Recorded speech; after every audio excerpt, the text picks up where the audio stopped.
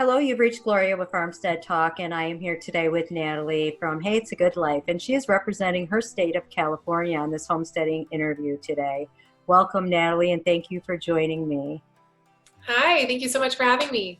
Um, so, if you want to share with the audience where they can find you on social media. Sure. I'm on Instagram as Hey It's a Good Life with two Y's. Hey It's a Good Life on YouTube and heyitsagoodlife.com. Okay, great. So, let's go ahead and get started. If you would just share a little bit about yourself and where you're living and a little bit about your urban homestead.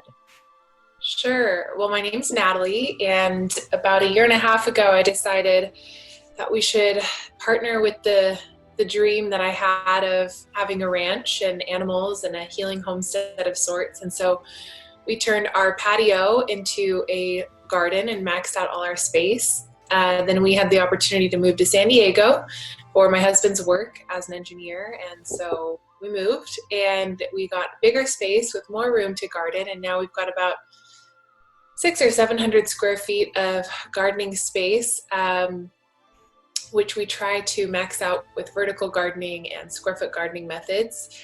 And we're really growing food as a way to steward a bigger vision, which is to use my love for people and animals. I'm trained as a marriage and family therapist, but I'd love to do that outdoors, to kind of take therapy beyond the four walls and get our hands into the dirt with horticulture therapy, get people on horses for equine therapy, all sorts of things like that, rec therapy. My husband's really into airsoft, so I dream of having a space big enough for an airsoft field so he can take people out and go do that. So we'll see where it's all going. I just know that 6 years ago I had this vision, and in doing research, I kind of found different people that led me to take the leap into YouTube and blogging and Instagramming and documenting the journey. And that's, I think, really why I'm here.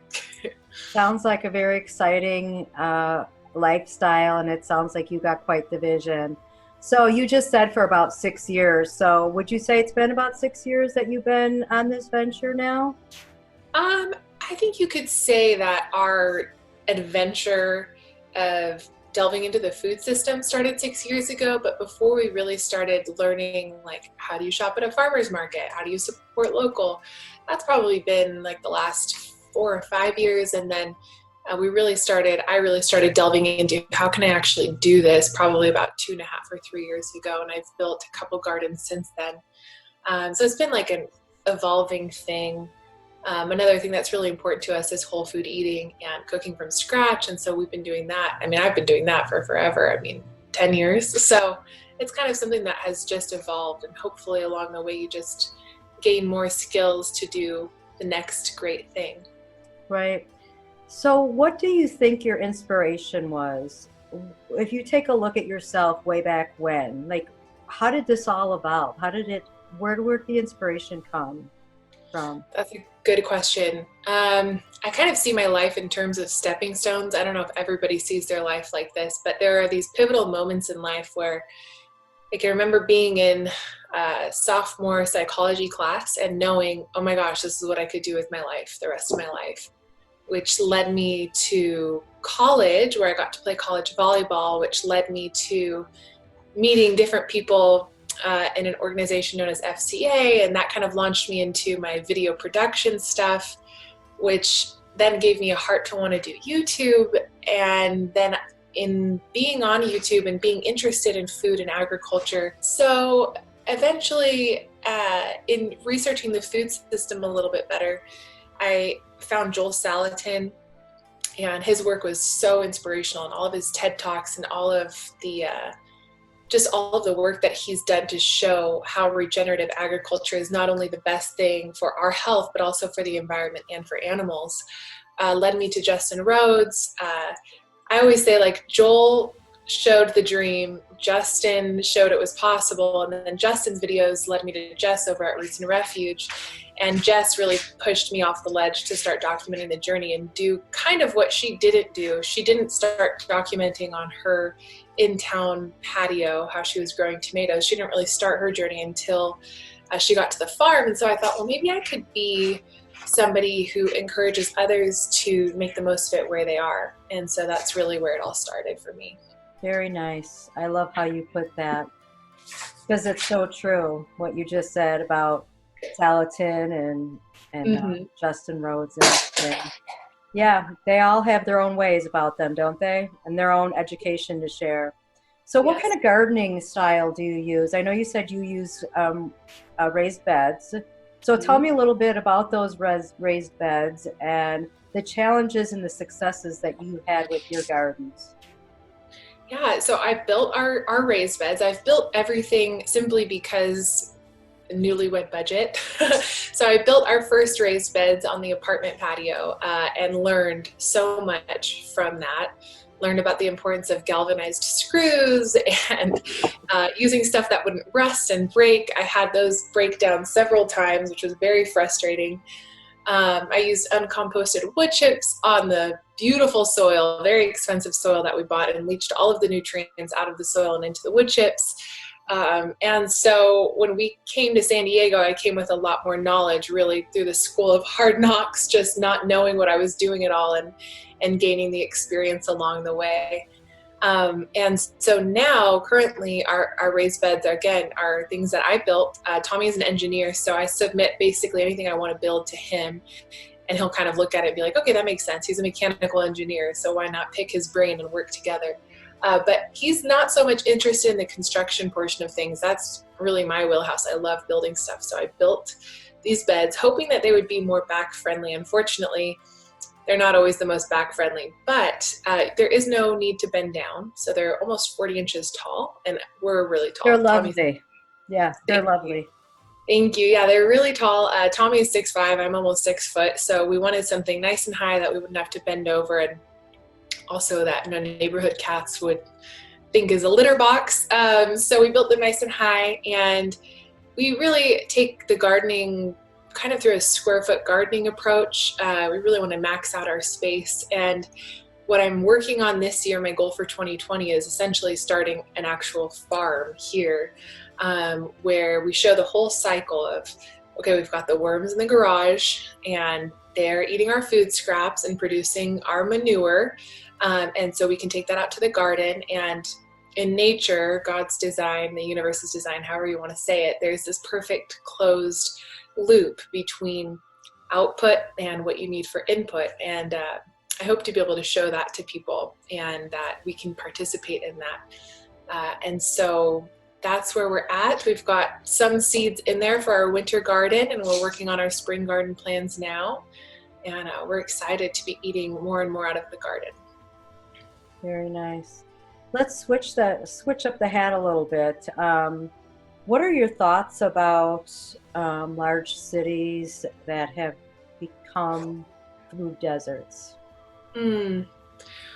Well, I don't know if we have the same definition as food desert, so it might be important to ask you, what do you define as a food desert? So any kind of large area where it's economically depressed Mm-hmm. and individuals do not have access to healthy or whole foods, Mm-hmm. and that individuals are living, and I don't even want to say living, they're surviving Mm-hmm. on processed packaged foods that have no nutritional value. Mm-hmm. I mean, I have a lot of things flood into my mind as I hear you say that, and the word food desert. My thoughts on big cities and food deserts is that it's really a shame. It's a shame that we have become so dependent on a really broken system. It's a shame that a lot of us feel like we have to stay dependent on a really broken system. Being the entrepreneurial person that I am, I always see problems as opportunities. And so I see what's happening in places like that, in the middle of the country, in some parts of California. And I think, wow, if we could just get some horse poo out there, some willing hands, there's a lot that we could do, whether it's rooftop gardening, balcony gardening. I mean, there's so much that could be done that would drastically transform that. And I don't want to be a doomsdayer or anything like that, but I think that we are potentially creeping up on a time where, again, we are going to have to know how to grow our own food. And it was like that in the 20s, and we're approaching the 20s again, 100 years later. And so I can't help but wonder, like, how long can we really sustain this processed food lifestyle? I don't think it's going to last very long. So a lot of thoughts, but that's the condensed version. So regarding what you would, if you had the ability to fix it, let's just put it that way. If you could come through and say, I'm Natalie, the new government, and this is what we're going to do to fix it, what would you do? I would help everybody learn to become a gardener. And that's really why I decided to start my channel, is that I wanted to show people it doesn't matter what space you have. It doesn't matter if you've killed 1,000 plants. I had a serious black thumb before I started my channel and everything, and I still kill plants. But I would equip people with very practical tools of how do you become a gardener, and show them how to do it on a really low budget, which again is why I started my channel, showing people that they can do it and it doesn't take a lot. And I would get creative with this space. I think in Western culture, we think of things in boxes and on timelines and very linear focus. And if we could kind of break some of those molds a little bit and get creative with the space, and not be like, well, it's a we need to continue with this monocrop thing on acres and acres of land. Well, what if we use those same acres of land, made it really biodiverse, got an ecosystem going? And so that's the permaculture part of me kind of coming through, is I have a heart for permaculture and partnering with nature. And so I would teach people to garden. I would say, let's look at the space differently. Let's stop. Doing the same thing and expecting different results is the definition of insanity, right? So let's not continue with this soy, corn, monocrop thing, and let's build ecosystems. Yeah, I think you have a fabulous idea. My dream too. It's just that some of these, well, coming from California, that they're just concrete jungles, and that the space is so limited. And like you said, we would have to get so creative. But I think it could be done, because you can grow so much food in 1 square foot. It's true. So it's true. And I think anything is possible. We moved into a yard that had just had completely been gutted and put concrete in. And so it's like, okay, well, there goes my dreams of growing in the ground, but it doesn't mean it's impossible. And so I think that's underneath all of it. We have to address the limiting beliefs, and that's the therapist part of me coming out, and that's the coach part of me coming out of, like, okay, well, I was just talking with my husband's uncle yesterday, who's facing some issues with his business. And I just kind of looked at him and I said, I hear you saying that this is an uphill battle, and that everywhere you turn, it feels like everybody's against you. But based on what I hear you saying, all I hear is opportunity to turn your property into something that offers so much value through crops, through ecotourism. I was like, I'd be happy to come out and look at it. I'm not an expert, but I could give you my thoughts and create a plan with you. And so I think underneath everything, the biggest thing that we'll always have to overcome is, what are our limiting beliefs and how do we overcome those? absolutely. 100% agree. Yeah. So what does clean and healthy eating habits look like to you? That's so broad, but just in general. What is clean eating? If someone says, what is clean eating? What does that mean to you? To me, I think of that as whole foods and not a whole lot of anything processed. And then it gets into a little bit of, well, it's whole foods, animal products. And I think to each his own on that. For us, we try to eat a little bit of everything, not too much of one thing, as my granny used to say, and focus mostly on plants. So we are currently limiting our meat and dairy intake, our sugar intake, all of that, and really focusing on plants and eating as many of them as we can. As a therapist, and your belief system in eating whole foods, do you use dietary habits as a teaching tool in your practice? And if you do, what would that look like? That's a great question. And honestly, I wish it was something that was legally more okay for me to talk about. Unfortunately, it is outside of my scope of practice as a therapist to offer any kind of diet, nutrition advice. But I can say, well, let's look at what you're eating, and let's get you referred to a nutritionist. I usually do like a full blood panel with my clients just to check vitamin D, vitamin B levels. Like if those are low, those are almost instantaneous depression. Really important to check magnesium stuff as well for women. So I usually will refer them out, and I'll tell them why. And when I do, I kind of have to put these parentheses around it of like, well, I'm not an expert. That's why I'm referring you. But the reason I'm referring you is because this XYZ is very common. And so that's usually how I handle the nutrition side of things with clients, just because legally that's what I'm limited to. But if I could talk about anything with them, I would get into detail with them about their diets.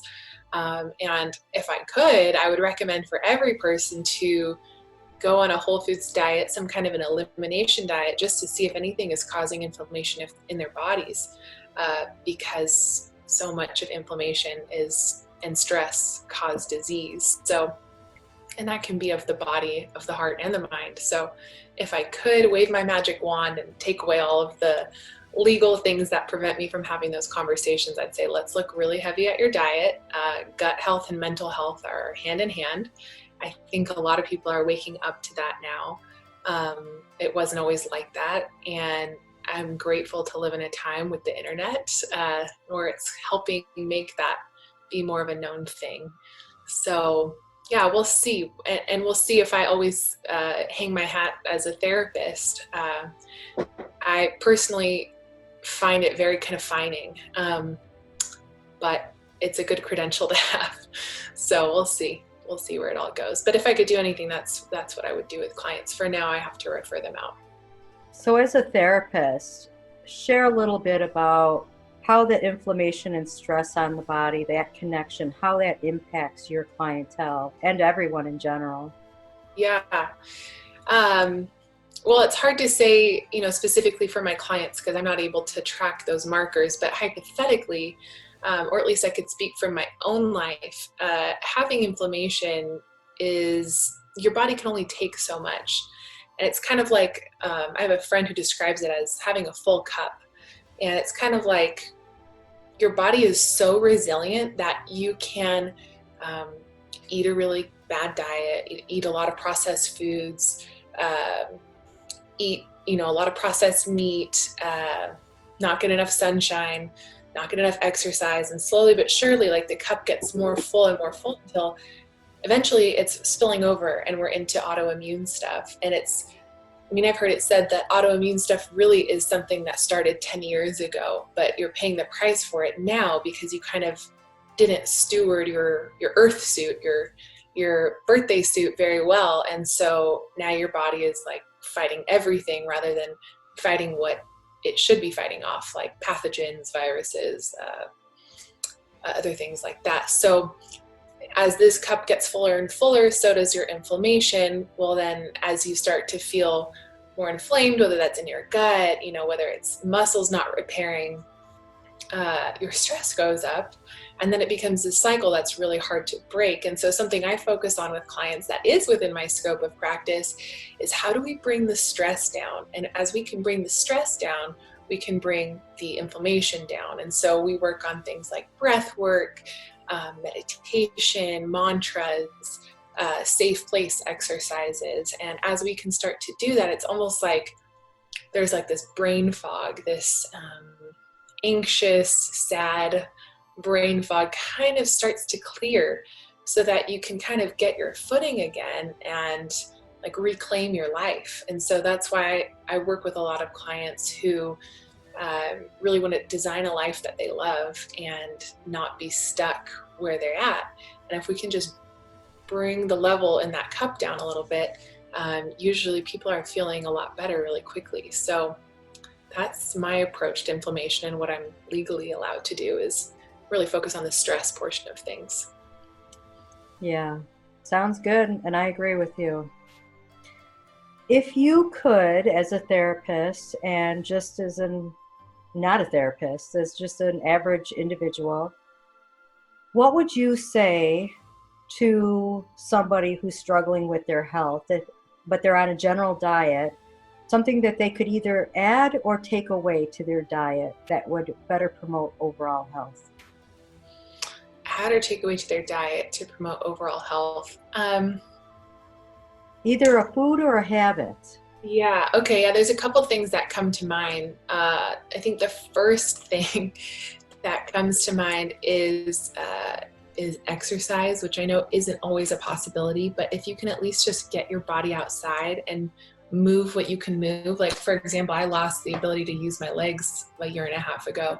And so I would just sit outside and I would do arm exercises and like rebuild the connection and use exercise that I could do to help decrease inflammation.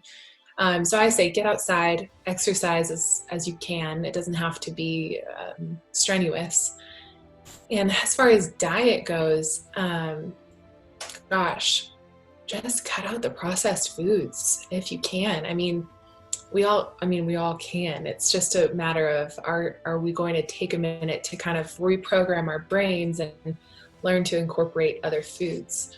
My husband and I just watched that documentary, What the Health, and they talk, I mean, it's a very like directed argument towards plant-based eating, and it's a little one-sided. They don't look much at regenerative agriculture, but I thought it was interesting that in the portion where they're talking about eating more plant-based meals, it's not as expensive as you would think. Like, I think we're kind of programmed, or we don't know how to use whole foods or plant-based foods in a way that kind of maxes out their cost. And so I would say, gosh, get on some plant-based whole foods eating, and let's learn how to max out, the cost there. Because I think we think, oh, well, a bag of Cheetos is 99 cents, whereas broccoli is $2.99. Like, I'd rather go for the bag of Cheetos. My wallet would be happier with that. But you're going to pay the price at some point or another. And so you have to ask yourself, what's the cost benefit really long term? And is it really that expensive to eat a whole foods diet? If you take out the meat, which is something that my husband and I are doing right now, like I mentioned earlier, things get a lot less expensive. And when you bring in lentils and things that are nice and filling like that, I mean, it is really possible to eat a lot more whole foods. So, and then when you grow and then you preserve your food, it really extends it, and it really makes it more economical. It really does, which is a huge reason why we started doing that. Now, it hasn't paid off for itself yet because of a lot of learning that needed to happen on my end. But yeah, absolutely. Exercise, eat more whole foods, grow what you can. That would be my shortened, condensed version of what can you get started with. So we're getting ready to wrap up. So one final question that I ask to all my interviewees. If you can sum up in one word your experience with homesteading, what would that be? I would say it's my soul food. That's how I would describe homesteading. The community of people, I call it the golden ray of sunshine on the internet. It's unlike any other community I've been a part of. It's very open, very accepting, very willing to share knowledge and resources. And it's all the things that I love and believe in. It's being sustainable, being frugal, making the most of what you have, preserving, from scratch cooking. So much of what the homesteading community represents is what I know and believe in. And so between the people and the values, I would say for me, homesteading is my version of soul food, I guess. Great answer. Thank you so much, Natalie, for joining me today. I really appreciate your time.